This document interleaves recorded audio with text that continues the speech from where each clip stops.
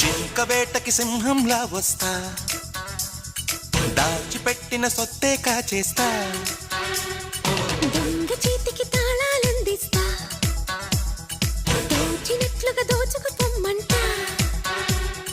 కోహినూరు మణి నిన్ను కోట దాటిస్తా, ఆశకోరమణి కనికట్టు చేసేస్తా, కొల్లగొట్టమని నిధులన్నీ చూపిస్తా, కళ్ళు మూసుకొని వగలన్నీ ఒలిచిస్తా.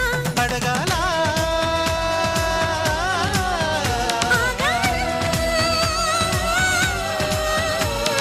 జింక వేటకి సింహంలా వస్తా.